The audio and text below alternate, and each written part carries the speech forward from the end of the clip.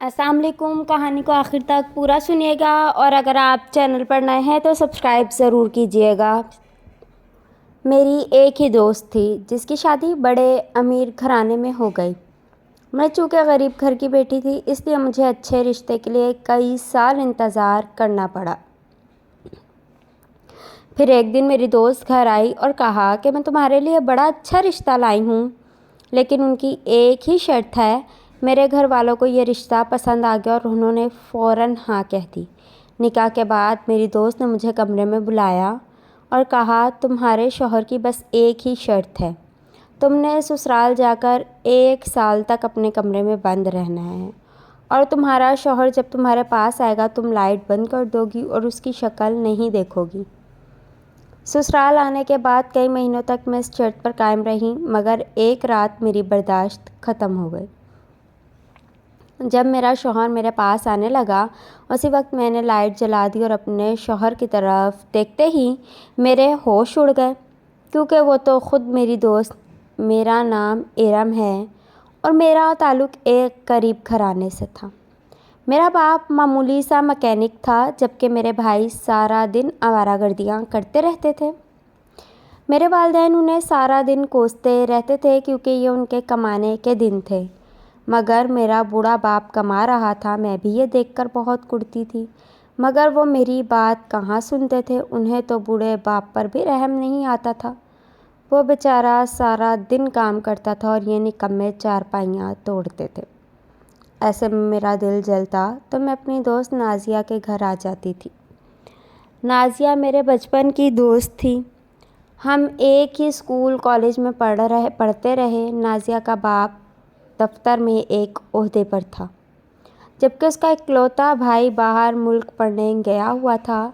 जब मैं कॉलेज से फ्री हुई तो मेरे वालिदैन ने मुझे आगे पढ़ने से मना कर दिया, क्योंकि आगे की पढ़ाई बहुत महंगी हो गई थी। जबकि नाज़िया ने एक अच्छी यूनिवर्सिटी में दाखिला ले लिया और वो आगे पढ़ने लगी। मैं उसके घर जब भी आती थी मेरा दिल बहल जाता था। वो मेरी एक अच्छी दोस्त थी। मैं अपने दिल की सारी बातें उसके साथ शेयर कर लेती थी। ऐसे ही एक दिन मैं नाज़िया के घर गई तो वो बड़ी खिली खिली लग रही थी। मैंने उससे खुशी की वजह पूछी तो उसने मुझे बताया, इरम, मेरा एक बहुत अच्छा रिश्ता आया है। लड़का बिल्कुल मेरी पसंद के मुताबिक है और उसका ताल्लुक़ बड़ी अमीर फैमिली से है। यह सुनकर मैं खुश हो गई, लेकिन सच तो ये था कि मैं दिल ही दिल में ये ख़बर सुनकर बुझ गई थी। मैं घर आई तो अम्मी ने मुझसे मेरी उदासी का सबब पूछ लिया। अम्मी, मेरी दोस्त नाज़िया का रिश्ता हो गया है, लड़का बहुत खूबसूरत और अमीर है। ये सुनकर अम्मी हंस दी और कहने लगी, बेटी तुम ये सुनकर क्यों उदास हो गई हो? नाज़िया खुद बहुत अमीर घर की लड़की है, उसका रिश्ता किसी अमीर घर में ही होगा। हम जैसे घरों में हम जैसे मामूली हैसियत वाले लोग ही रिश्ता लेकर आते हैं। ये सुनकर मैं रोने लग गई और अम्मी को गुस्सा आ गया। इरम, तुम्हें इसलिए नाज़िया के घर जाने से मना करती थी।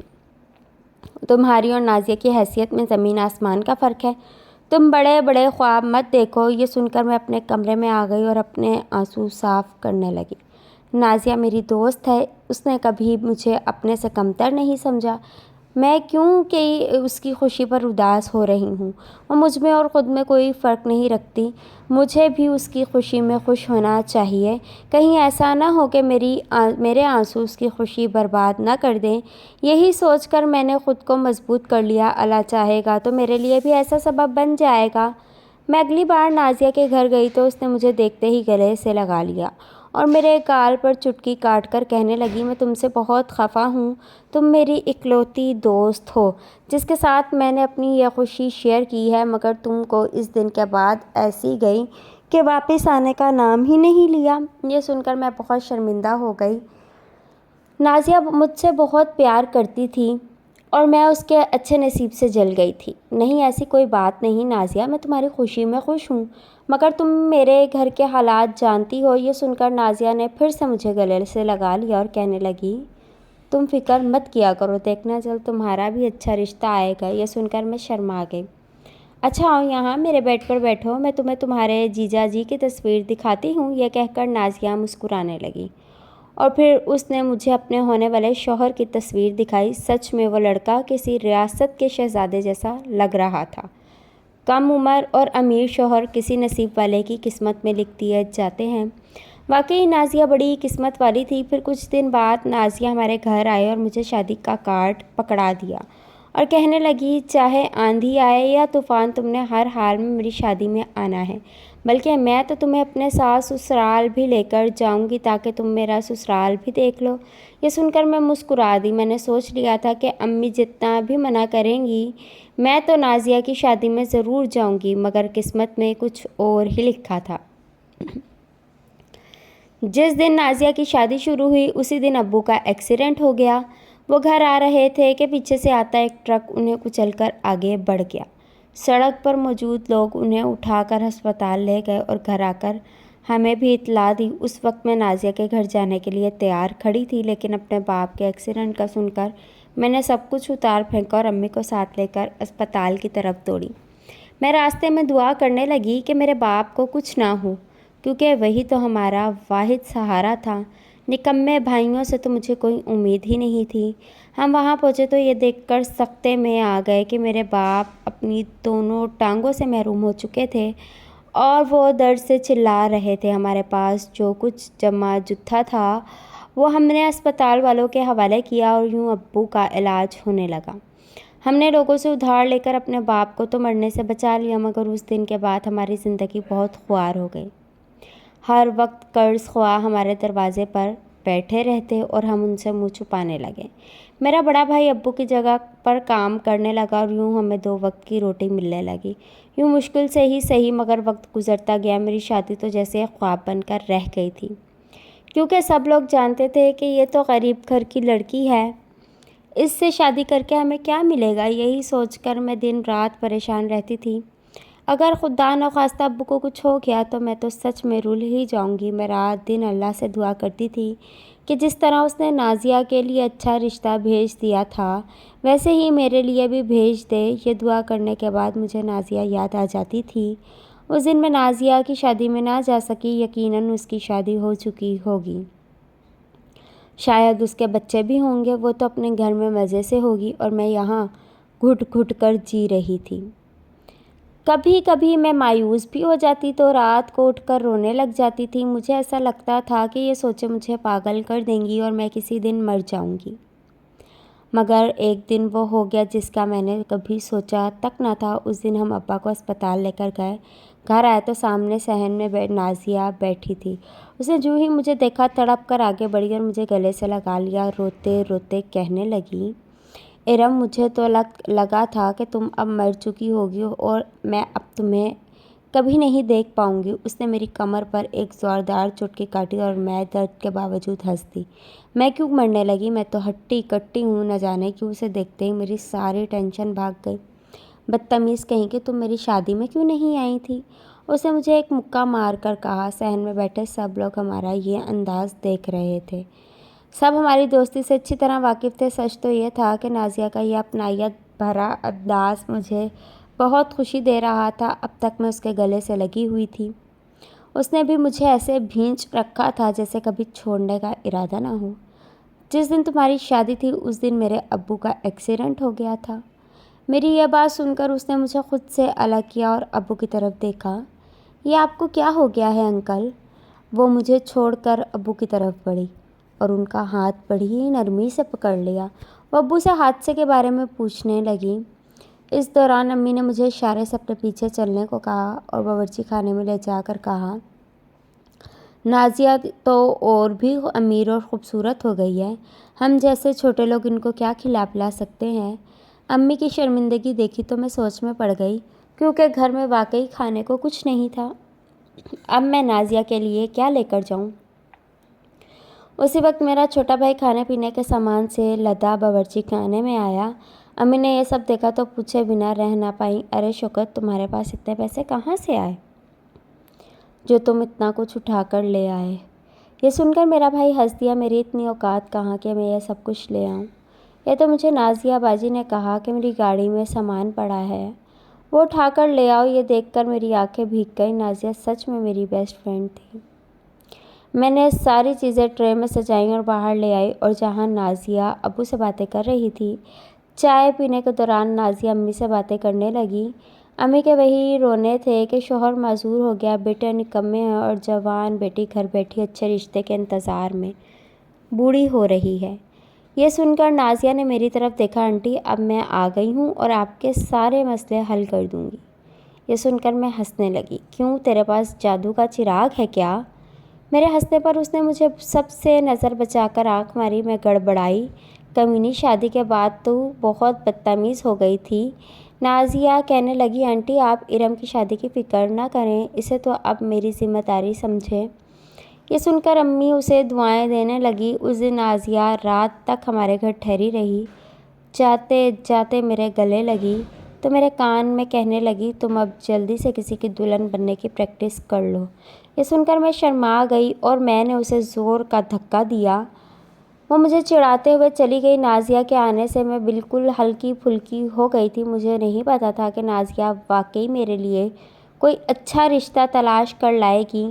میں تو یہ سوچ کر ہی خوش ہو رہی تھی کہ میری بیسٹ فرینڈ میری زندگی میں واپس آ گئی تھی۔ اب میں کم از کم اپنی باتیں تو اس کے ساتھ شیئر کر پاؤں گی۔ لیکن نازیہ تو سچ میں دوسرے دن ہی میرے لیے رشتہ لے کر آ گئی، اور میں اس وقت حیران رہ گئی جب میرے والدین اور بھائیوں نے لڑکے سے ملتے ہی ہاں کر دی۔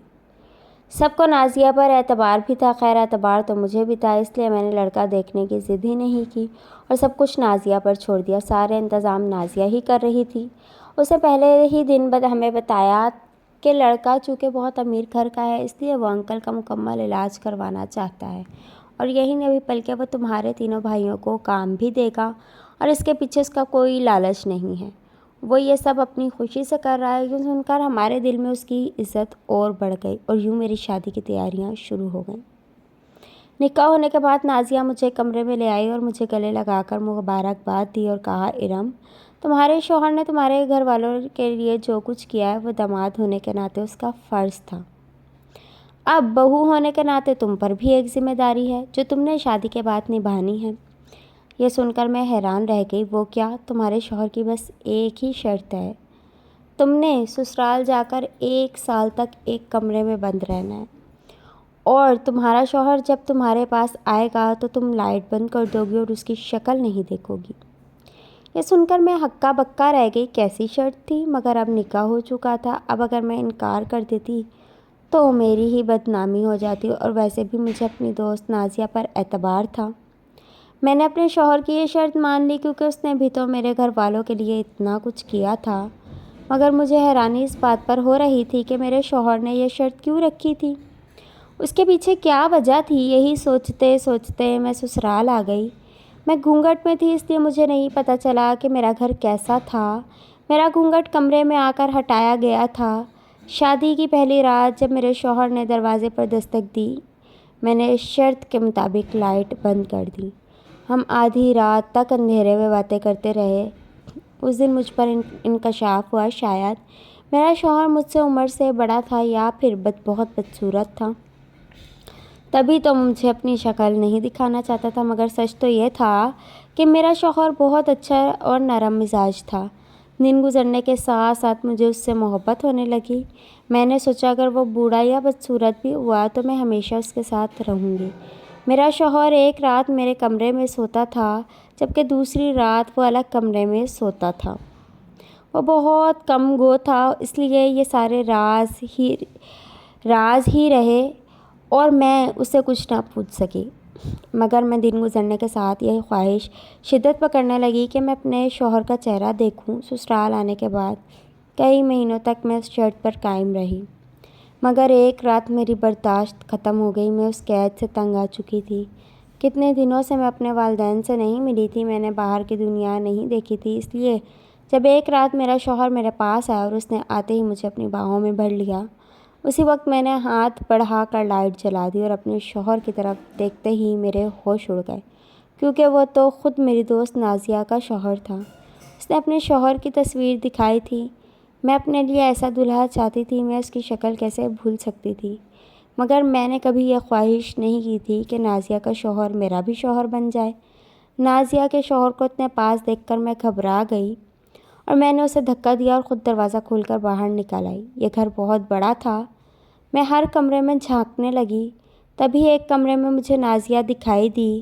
کمینی کہیں کہ میں نے تمہیں اپنی دوست سمجھا اور تم نے مجھے اتنا بڑا دھوکہ دیا۔ میں اس پر چڑھ دوڑی اور اس کا منہ نوچ لیا۔ اسی وقت نازیہ کا شوہر میرے پیچھے آ گیا اور اس نے مجھے پکڑ کر نازیہ سے دور کر دیا۔ میں نے اس کے ہاتھ پر دانتوں سے کاٹ دیا۔ مجھے جانے دو، مجھے تم جیسے فراڈیوں کے ساتھ نہیں رہنا۔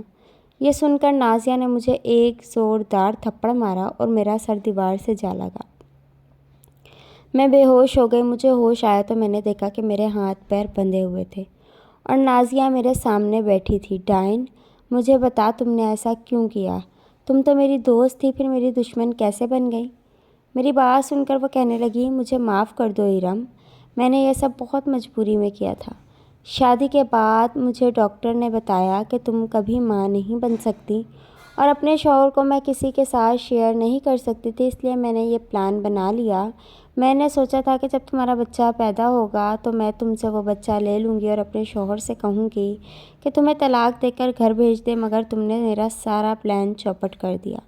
یہ کہہ کر وہ رونے لگی اور کہا، شاید میرے نصیب میں اولاد ہی نہیں اور یہ دکھ میری جان لے کر جائے گا۔ یہ کہہ کر اس نے مجھے آزاد کر دیا اور پھر میرے گلے سے لگ کر پھوٹ پھوٹ کر رو دی۔ یہ دیکھ کر میرے دل کو کچھ ہونے لگا۔ اس نے مجھے اپنے مقصد کے لیے استعمال کیا تھا، مگر یہ بھی تو سچ تھا کہ اس سے میرے گھر والوں کو بھی فائدہ ہوا تھا۔ میری زندگی اجڑ گئی تو کیا ہوا، آج میرے گھر والے عیش کر رہے تھے۔ اس نے دوستی کے نام مجھے برباد کر دیا، مگر میں ایسی نہیں تھی، اس لیے میں نے اس سے کہا کہ میں تمہاری دوستی کی خاطر تمہاری خواہش ضرور پوری کروں گی، لیکن جس دن بچہ پیدا ہوا میں تمہاری زندگی سے نکل جاؤں گی۔ یہ سن کر وہ خوش ہو گئی اور پھر میں نے ایسا ہی کیا۔ بچہ اس کے حوالے کر کے میں نے اپنی زندگی نئے سرے سے شروع کی اور نازیہ کو معاف کر دیا۔ اب میں دوسری شادی کرنے کے بعد اپنی زندگی ہنسی خوشی گزار رہی ہوں۔ فرینڈز، اسٹوری اچھی لگے تو چینل کو ضرور سبسکرائب کریں۔ اللہ حافظ۔